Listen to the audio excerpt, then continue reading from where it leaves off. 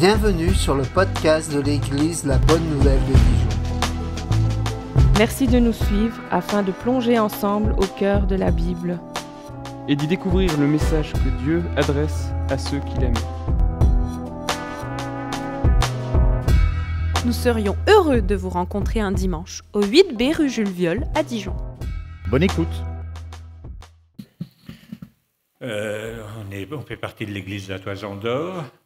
Peut-être quelques-uns se rappellent, j'étais venu prêcher une fois quand vous étiez encore dans l'autre bâtiment, au moment où le pasteur Ken était malade. Alors que le Seigneur nous dirige et nous bénisse par sa parole. Sa parole, elle est vivante.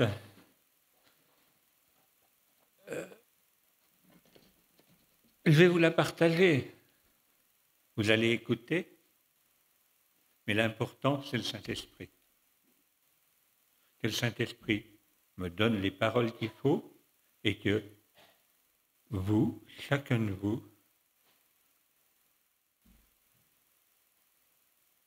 vous ayez le cœur, les oreilles ouvertes au Saint-Esprit. Je vous assure que la parole, que Dieu peut vous parler pendant cette prédication. Il peut même vous parler par quelque chose que je n'aurais pas dit. Parce qu'on va lire des versets de la Bible, et la Bible est la sainte merveilleuse, c'est qu'elle est vivante. Moi, je vais suivre mon sujet, je vais expliquer le verset suivant mon sujet, mais si ça se trouve, ce verset va vous parler d'une manière tout à fait différente et il peut transformer vos vies. C'est ça le miracle de la parole de Dieu. Et c'est aussi ça le miracle de la prédication. L'apôtre Paul disait que Dieu a choisi de sauver les hommes par la folie de la prédication et de la prédication de la croix. Alors, on pense souvent à la croix qui est une folie, mais en même temps, la prédication, c'est une folie. Attendez, je dirais, et de plus en plus, on est dans un monde où n'importe qui a accès sur Internet ou ailleurs à des moyens audiovisuels structurés, formidables. Et moi, là, je viens devant vous et je vous cause. C'est n'importe quoi. Ça serait n'importe quoi si ce n'était pas ce que Dieu nous a enseigné. La prédication, c'est une folie aux yeux des hommes, mais c'est une puissance aux yeux de Dieu. Et alors que le Seigneur nous conduise vraiment dans ce qu'il a pour nous. Alors, à la Toison d'Or, pendant la semaine qui a précédé Pâques, on a organisé ce qu'on appelle un chemin vers Pâques, c'est-à-dire qu'on avait tous les jours un moment de prière ensemble. Toute l'Église recevait un texte à lire, et puis on se réunissait pour prier. Alors, c'était soit entre midi et 2h, soit le soir. Et le jour où ça a été annoncé dans l'Église et où ils ont affiché le programme, tout d'un coup, je me suis dit, mais c'est marrant ça. Ils ont prévu quelque chose du lundi au vendredi, et puis après, évidemment, le dimanche, le culte, samedi, rien.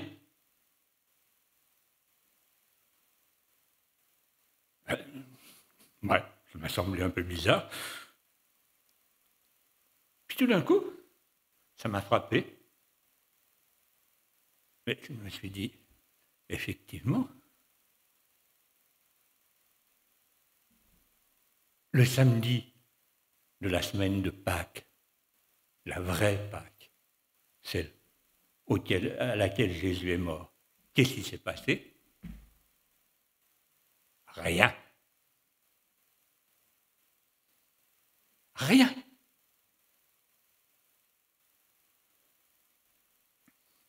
Jésus est mort, donc c'était le vendredi dans l'après-midi. Juste après sa mort, il y a eu un peu de l'agitation. Il y a eu d'abord les signes que Dieu a envoyés, il y a eu le tremblement de terre, il y a eu le voile qui s'est déchiré, il y a eu du remue-ménage, tout un grand bruit. Et après sa mort, il y a Joseph d'Arimathée qui est allé demander le corps à Pilate. Ils sont venus, bon voilà, il y a eu tout ça jusqu'à l'ensevelissement de Jésus. Et après, alors, il y a encore une chose, les chefs des prêtres qui ont demandé à Pilate de faire garder le tombeau. Alors ça nous est dans l'évangile de Matthieu qui en parle, et ça nous est présenté comme c'était le samedi matin. Bon, il y a peut-être un petit problème de chronologie parce que je vois mal les grands prêtres aller voir Pilate un jour de sabbat, mais bon. Mais autrement, rien. Et je me suis dit, mais pourquoi? Alors vous allez me dire, bon, évidemment c'était le sabbat. Ouais, c'est une bonne raison, mais enfin, si vous avez lu les évangiles, vous avez eu l'impression que le sabbat, ça dérangeait beaucoup Jésus quand il voulait faire quelque chose? Non, il a dit, le Fils de l'homme est maître du sabbat. Non, si Dieu avait voulu faire quelque chose le jour du sabbat, il l'aurait fait. Puis de toute façon, on ne sait même pas ce que les disciples ont fait pendant tout samedi. Pas un mot. J'ai relevé, par exemple, dans Jean, dans l'évangile de Jean, la manière dont c'est raconté, à partir de donc, le dernier verset du chapitre 19, c'est le verset 42, et puis le premier de 20. À cause de la préparation des Juifs, comme le tombeau était proche, c'est là qu'ils déposèrent Jésus. Ça, c'est le vendredi soir. Point. Verset suivant. Le premier jour de la semaine, Marie de Magdala vient de bonne heure au tombeau. Comme il était encore sombre, elle aperçoit la pierre enlevée du tombeau. Entre-temps, silence radio. Et vous pouvez regarder dans chacun des évangiles, c'est ça. Et je me suis mis à réfléchir à ça, puis je me dis, ah oui, le sabbat, d'où il tire son origine? Vous le savez. Hein? Le 7e jour, Dieu a fait quoi? Rien.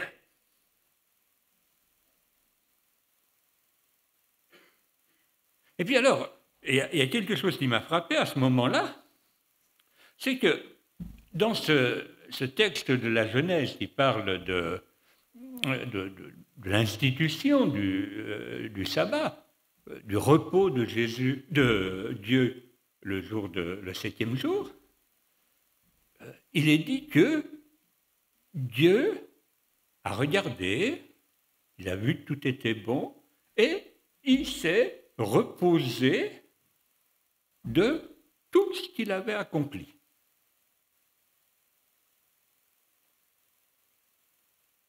Et si vous retournez à l'évangile de Jean, quelle est la dernière parole de Jésus rapportée par Jean? Tout est accompli. Jean 19, 30. On retrouve la même parole. Alors, c'était peut-être pas strictement la dernière, puisque, d'après l'évangile de Luc, il semble que Jésus ait dit, juste après, « Père, je remets mon esprit entre tes mains, on en parlera. »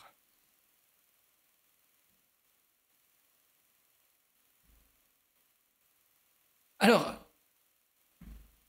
ce sabbat, ce repos de Dieu. Pourquoi on appelle ça le sabbat? Tout simplement parce que le verbe qui est employé dans le texte de la Genèse, alors le texte de la Genèse, on peut peut-être le lire. Il est dans Genèse au chapitre 1, verset 31, et jusqu'au 3e verset du chapitre 2, Dieu regarda tout ce qu'il avait fait et il constata que c'était très bon. Il y eut un soir, il y eut un matin, ce fut le 6e jour. C'est ainsi que furent terminés le ciel et la terre et toute leur armée. Le 7e jour, Dieu mit un terme à son travail de création. Il se reposa de toute son activité le 7e jour. Dieu bénit le 7e jour et en fit un jour saint, ou le sanctifia, parce que ce jour-là, il se reposa de toute son activité, de tout ce qu'il avait créé. Dieu s'est reposé. Il y avait de quoi être fatigué. Mais bon, pour lui, je ne pense pas que ce soit pour ça qu'il s'est reposé. Ce n'est pas parce que Dieu était fatigué. Alors, dans l'Ancien Testament, en hébreu, il y a plusieurs verbes qui sont traduits dans nos versions par se reposer.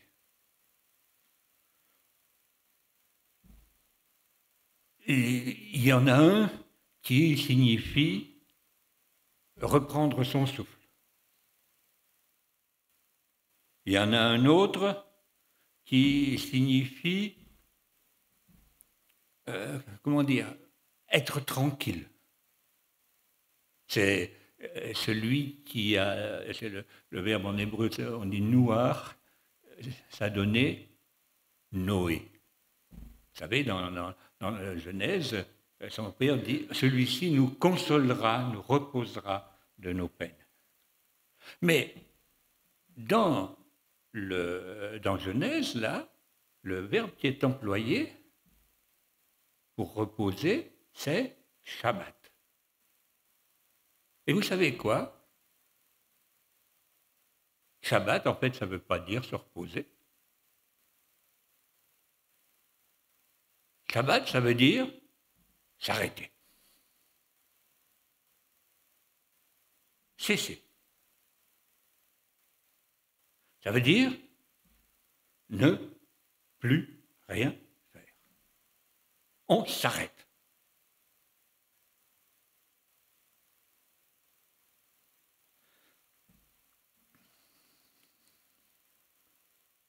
Et en continuant à chercher, j'ai découvert que le mot qui est employé dans le Nouveau Testament, en grec, le verbe qui est employé en grec pour le repos, se reposer, c'est un verbe pao qui a donné en français pause. Pause comme la pause café. Mais moi, je n'ai pas pensé tellement à la pause café, j'ai pensé, vous savez, quand vous êtes en train de regarder, vous êtes en train de regarder une vidéo ou quelque chose, tout d'un coup, vous faites quoi? Vous mettez sur pause.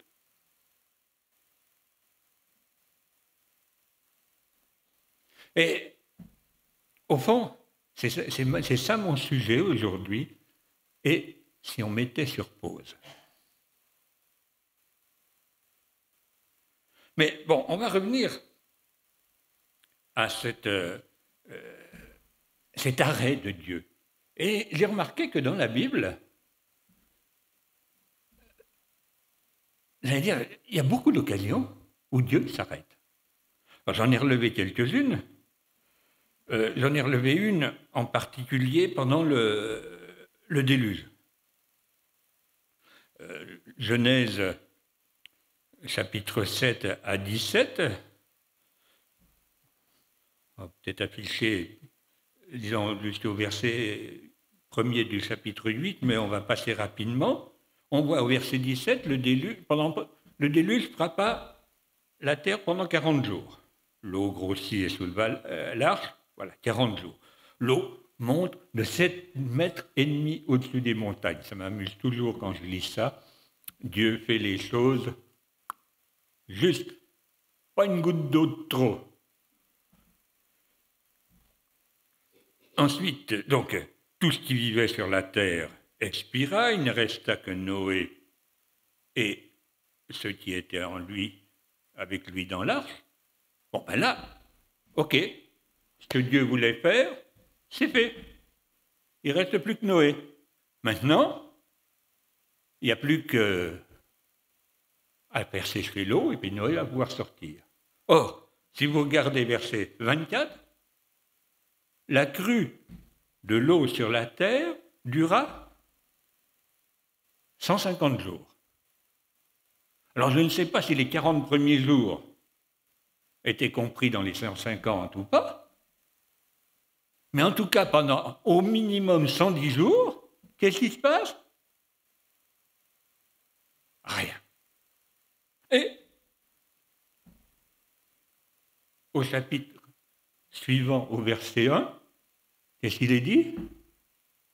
Dieu se souvint de Noé.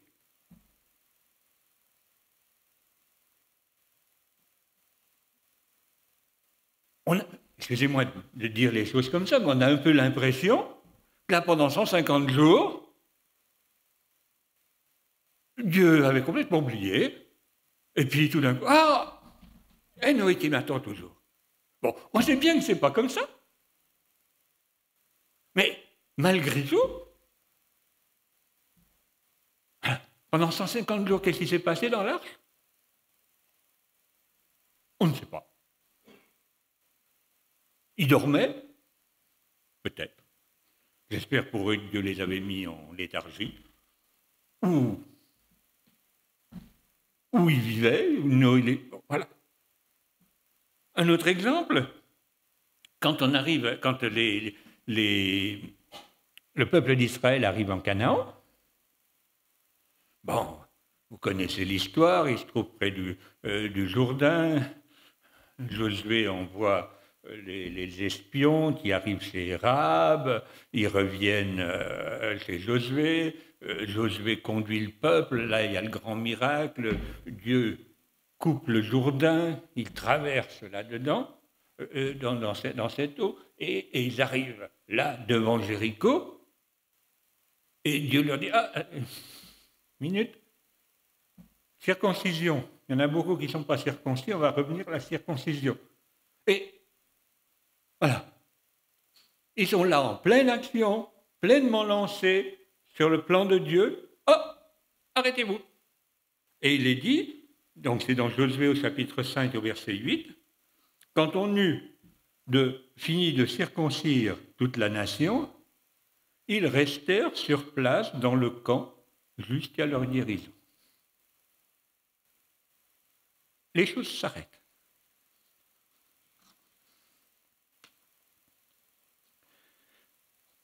On pourrait prendre encore d'autres exemples, et même dans l'Apocalypse,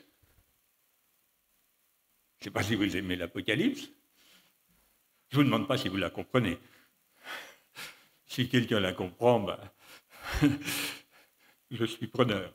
Mais il y a beaucoup de choses qu'on ne comprend pas, mais on voit en tout cas cette marche triomphale de Dieu vers la fin, avec les 7 anges, avec les 7 sceaux, après les 7 trompettes, les 7 coupes. Et puis là, au chapitre 8 de l'Apocalypse, quand il ouvrit le 7e sceau, Donc ça, c'est le dernier, c'est le bon. Vous savez, si j'en étais dans un film, là, ça serait le moment où tout se déclenche. Il y eut un grand silence pendant une demi-heure.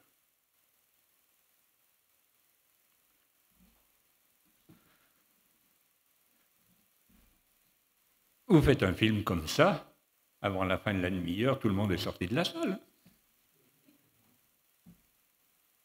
Et c'est Dieu. Et puis, bon, il y a évidemment, comme je l'ai dit en commençant, ce silence de la croix. Alors, au fond, pourquoi ce Shabbat? Pourquoi Dieu s'arrête? Et, à vrai dire, on ne trouve pas de réponse directe dans la Bible.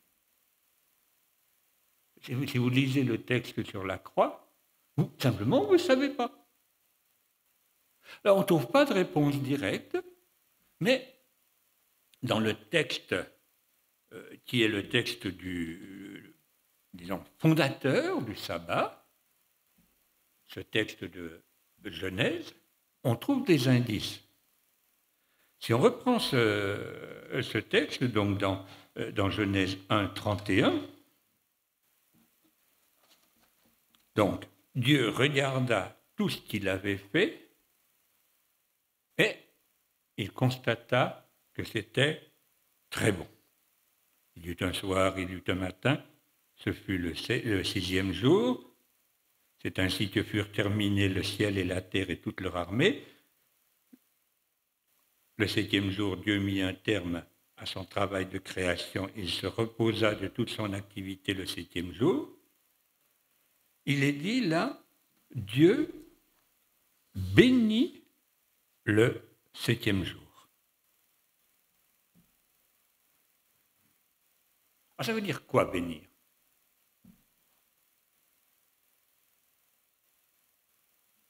Bénir, c'est déclarer que quelque chose est bon.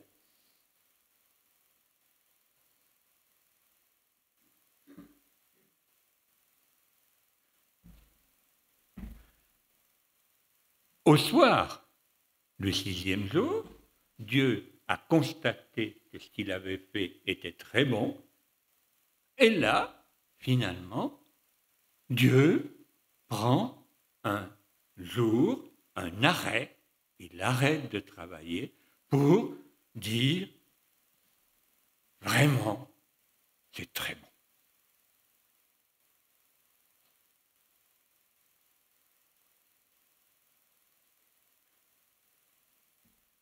Ensuite, il y a un deuxième verbe.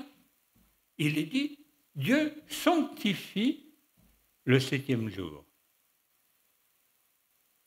Qu'est-ce que ça signifie, sanctifier ou déclarer saint? Qu'est-ce que ça signifie, être saint? Alors, souvent on emploie saint dans le sens de parfait. Mais ce n'est pas faux, mais ce n'est pas le premier sens. Le premier sens de saint, c'est consacré,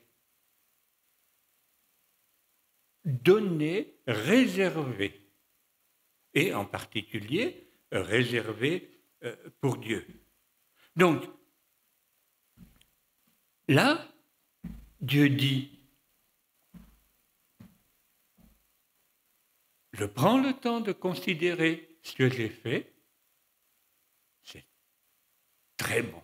Et Dieu dit, c'est un jour, c'est un moment saint, un moment consacré à moi.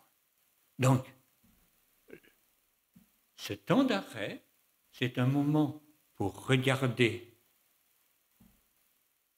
ce que Dieu a fait, pour reconnaître que ce que Dieu a fait est parfait, et pour déclarer, reconnaître de tout notre cœur et déclarer que, au fond, consacrer que c'est Dieu. Ça appartient à Dieu. Ça appartient à Dieu. C'est Dieu qui règne. Et dans ce texte-là, il y a implicitement une autre remarque qu'on peut se faire. Dieu a travaillé 6 jours, le 7e jour,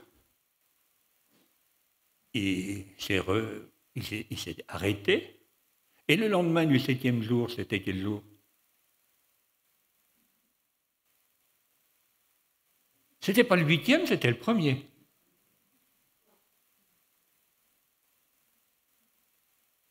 Donc, c'est un moment, je dirais, pour entrer, j'allais dire pour remettre les pendules à l'heure, pour remettre le compteur à 0 et pour entrer dans quelque chose de nouveau. Et si vous reprenez les exemples que je vous ai donnés, on ne va pas le faire là, ça nous mènerait trop loin, vous vous rendrez compte que c'est la même chose. Même au moment du déluge, ou alors, c'était des circonstances terribles, puisque c'était un jugement, mais c'est la même chose. Alors, maintenant, qu'est-ce que ça signifie pour nous? Parce que de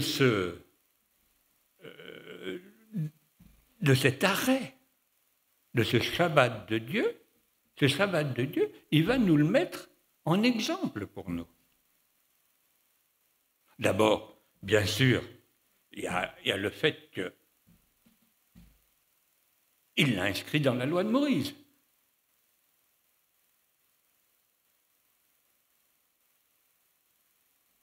L'arrêt. Et puis, même avant la loi de Moïse,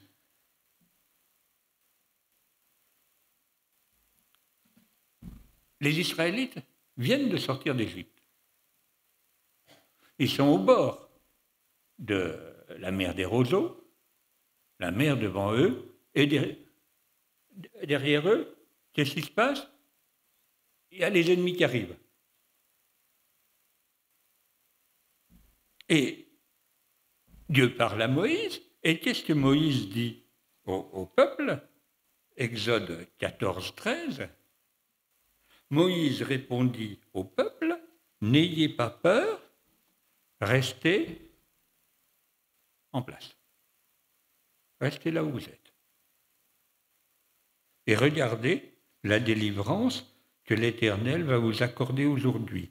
En effet, les Égyptiens que vous voyez aujourd'hui, vous ne les verrez jamais plus. C'est l'Éternel qui combattra pour vous. Quant à vous, gardez le silence. C'est dit très gentiment, là, ça veut dire taisez-vous. Fermez-la. Et ils sont restés combien de temps comme ça? Si vous relisez le texte, vous vous rendrez compte qu'ils sont restés toute la nuit.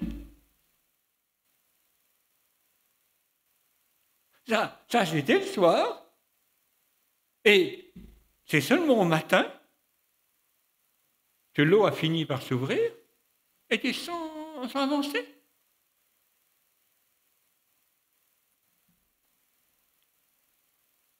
Un autre verset, un verset qui, je dirais, est un peu devenu célèbre pendant l'épisode du Covid. Psaume 46, 11. Arrêtez et sachez que je suis Dieu. C'est un verset qu'on a beaucoup entendu pendant le Covid. Je ne sais pas si vous vous rappelez. Là, c'est vrai qu'on s'est trouvé dans une histoire absolument faramineuse. On a eu l'impression que le monde s'arrêtait. Le monde s'arrêtait et, je dirais, le monde était affolé, mais au fond, finalement, c'est la manière de faire de Dieu. Et beaucoup de prédicateurs ont cité ce verset. Arrêtez et sachez que je suis Dieu. Et beaucoup ont exprimé l'espoir que peut-être ça amènerait beaucoup de gens, ça amènerait le monde, entre guillemets, à se rappeler que Dieu existe. Et on a entendu des gens qui diront ça disait, ça marquera le monde à jamais, jamais les choses ne seront plus pareilles. Bon, non, elles ne sont plus comme avant. Je ne sais pas si elles sont meilleures, hein. Mais je pense qu'il y a aussi des gens sur la terre qui ont été frappés par cet arrêt et amenés à considérer qui était Dieu. Et puis, il y a un verset dans le Nouveau Testament qui nous parle de cette nécessité d'entrer dans le repos. C'est Matthieu 11, on va lire les versets 28 à 30, je vais les lire dans la version du Semeur, qui sont un peu plus près du texte. Venez à moi, vous tous qui êtes accablés sous le poids d'un lourd fardeau, et je vous donnerai du repos. Prenez mon joug sur vous et mettez-vous à mon école, car je suis doux et humble de cœur, et vous trouverez le repos pour vous-même. Oui, mon joug est facile à porter, ou doux, et la charge que je vous impose est légère. Venez à moi, vous tous qui êtes fatigués et chargés, et je vous donnerai du repos. Qui connaît ce verset? Qui a déjà expérimenté comme c'était vrai? Pas plus de gens? Oula! Ah, quand même! Non, je veux dire, moi, il me semble, je ne sais pas, mais que beaucoup de chrétiens, en tout cas, ont expérimenté que Dieu donne le repos. Et pour un certain nombre de personnes, c'est même ça qui a été l'occasion de leur conversion. Ils se sont rendus compte que Dieu pouvait enlever leur fardeau et leur donner du repos. Bon. Alors, il y en a quand même un certain nombre qui ont expérimenté que ce verset-là, ça marchait. Et puis, combien ont expérimenté que ce verset-là, ça ne marchait pas à tous les coups?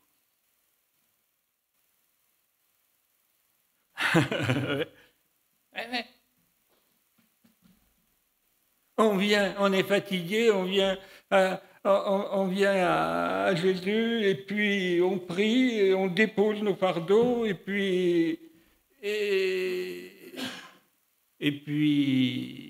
rien.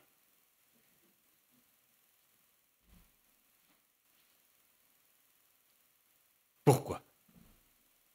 Alors, je ne vais pas vous dire que j'ai trouvé la raison et la solution. Mais j'ai quand même, là dans la Bible, une raison.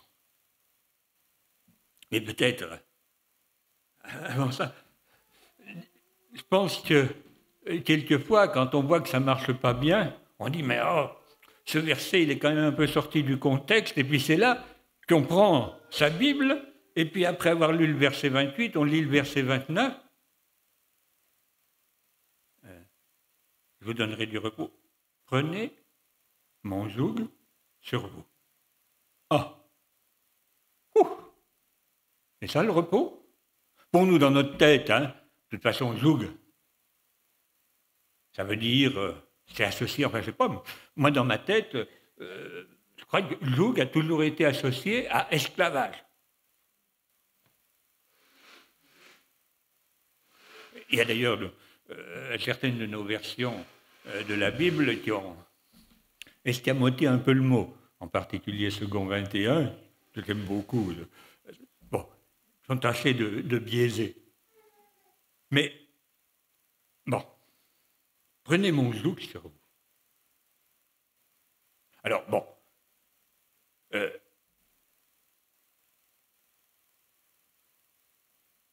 Revenons, disons, quel est le problème? Bien souvent, quand je viens au Seigneur, et je dis, Seigneur, je suis fatigué, chargé, donne-moi du repos.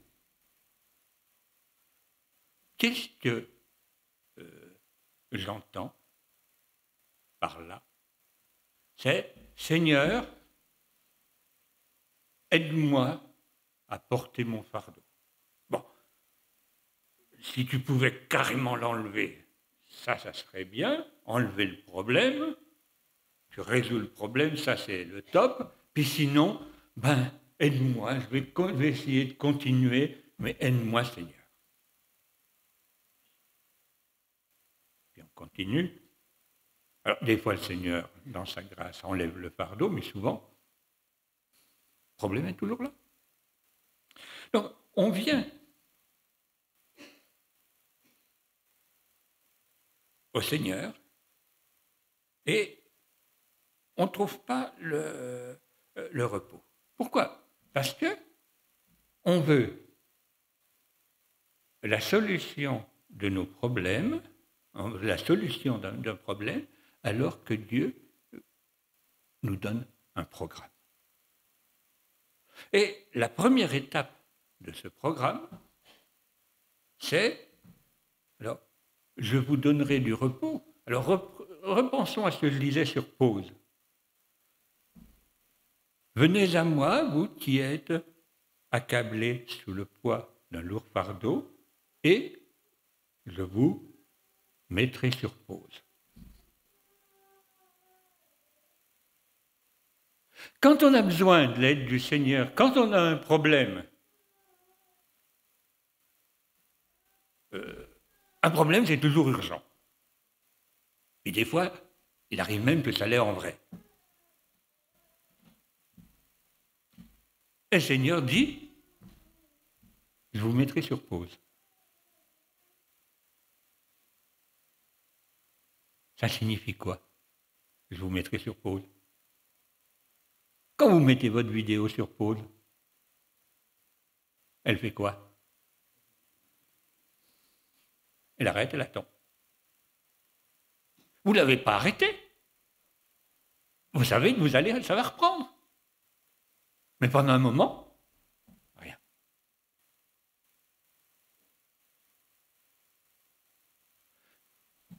Et la question que je me pose, c'est est-ce que nous sommes prêts à nous laisser mettre sur pause? Alors après, il y a un programme. Jésus dit, prenez mon joug sur vous. Alors, le joug, ce n'est pas un instrument de torture, je rappelle. Le joug, c'est, bon, vous savez sans doute ce qu'était un joug pour les bœufs, cette pièce de bois qu'on mettait sur la tête des bœufs, souvent sur 2 bœufs, et qui leur permettait finalement de se servir de la force. On mettait ça autour des cornes, et ça leur permettait de se servir de la force de leur cou pour avancer. Donc c'est un moyen pratique de travailler. Et Jésus dit là, mon joug est facile à porter. Alors, les anciennes versions me disaient mon joug est doux. Alors, je vous avertis tout de suite, un joug, c'est pas dit que c'est un joug qui est doux, qui est bien rembourré. Le mot qui est traduit par doux ou facile à porter, il signifie en fait utile, pratique, efficace. C'est-à-dire que Jésus veut nous donner un moyen efficace pour travailler avec lui. Parce que comme je disais souvent sur un joug, il y a 2 bœufs. Et quand Jésus dit « prenez mon joug sur vous », Donc, on prend le joug de Jésus, et Jésus, il est où? À côté. Et il tire avec nous. Et mettez-vous à mon école. Bon. Alors, quand on voit mettez-vous à mon école, moi je ne sais pas pour vous, mais ça me dit que ça ne va pas forcément se résoudre en 5 minutes. Hein? Ouais. Vous connaissez tous l'histoire du petit gamin qui fait sa rentrée au CP, puis quand il revient à midi chez sa maman lui dit « Alors, ça s'est bien passé l'école ?»« Ah oui, c'est très bien, mais il faut que j'y retourne. » Et l'école, c'est dans la durée. Donc, il y a un programme derrière, de toute façon, qui va être dans la durée. Dieu ne va pas... Au fond, le plan parfait de Dieu, ce n'est pas de nous délivrer de nos difficultés. Le plan parfait de Dieu, c'est que nous soyons vainqueurs dans nos difficultés. Alors bien sûr, Dieu, dans sa grâce, souvent, va résoudre nos difficultés. C'est vrai. Mais le plan parfait de Dieu, c'est qu'avec lui, on puisse réellement travailler et être vainqueur.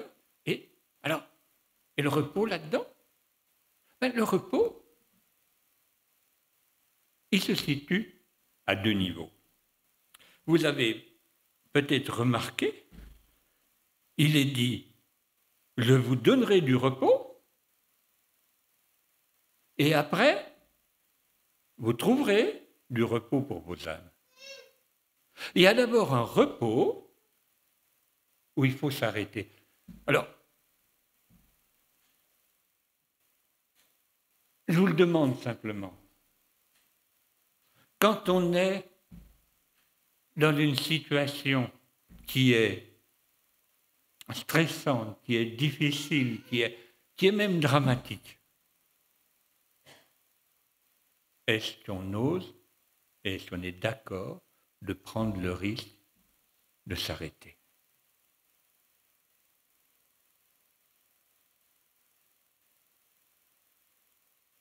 Pourquoi s'arrêter? Tout simplement pour reconnaître que de toute façon, moi, je ne peux rien. Pourquoi s'arrêter? Eh bien aussi pour reconnaître que même si la situation est dramatique, je suis dans la main de Dieu. Et si je suis dans la main de Dieu, je suis en sécurité. Et si je suis dans la main de Dieu et en sécurité, ça pose quoi comme problème que je m'arrête? Ah oui, mais... Ah oui. Alors, je vous parle de ces choses bien humblement, parce que je sais très bien que quand on est dedans, c'est difficile de prendre le temps de s'arrêter. Mais cet exemple, et c'est cette image qu'on a vue de Dieu qui s'arrête et qui prend le temps de considérer ce qu'il a fait, de le bénir, de déclarer que ça lui est consacré. C'est un modèle pour nous. La situation où je me trouve, alors que ce soit, je veux dire, une situation d'urgence, ou peut-être les situations les plus fréquentes, je pense à tous ces gens, on n'entend que ça en ce moment, des gens qui souffrent au travail.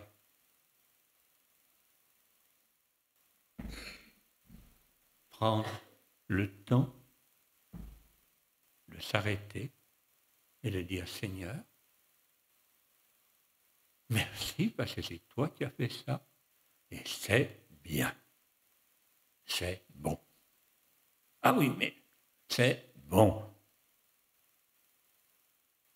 Et merci Seigneur parce que cette situation, elle t'appartient.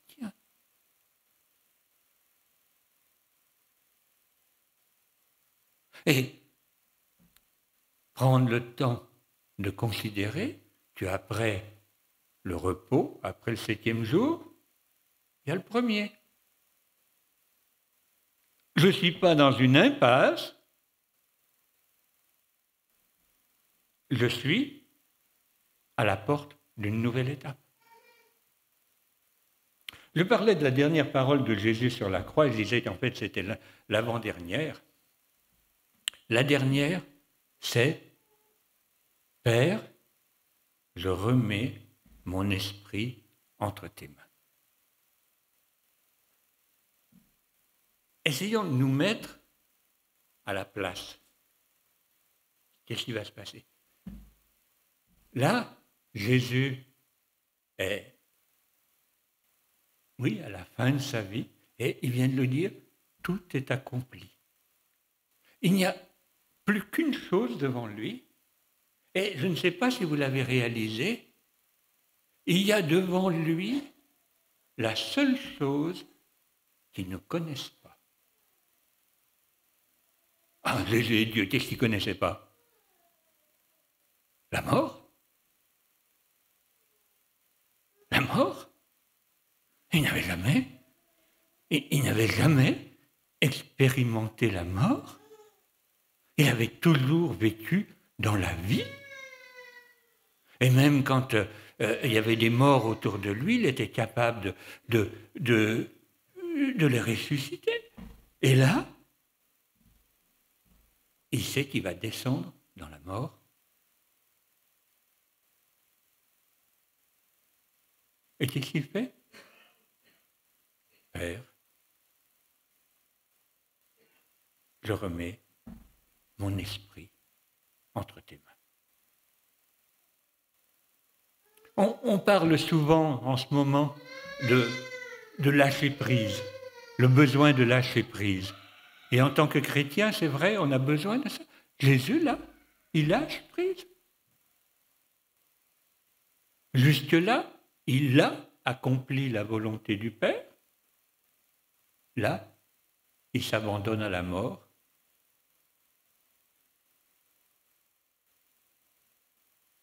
Où il ne peut plus rien faire.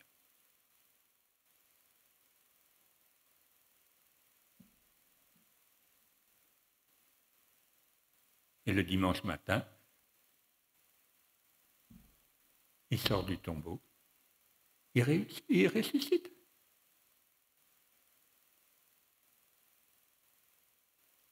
Et nous, dans un certain sens, c'est ça qui est devant nous. Quand on est confronté à toutes ces situations où on se bat, accepter de lâcher prise, accepter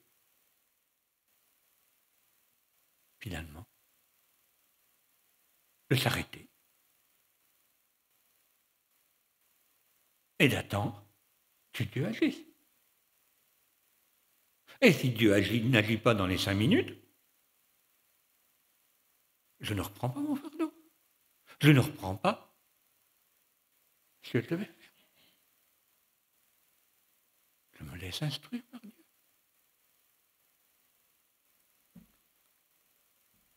Que le Seigneur nous aide. Seigneur notre Dieu,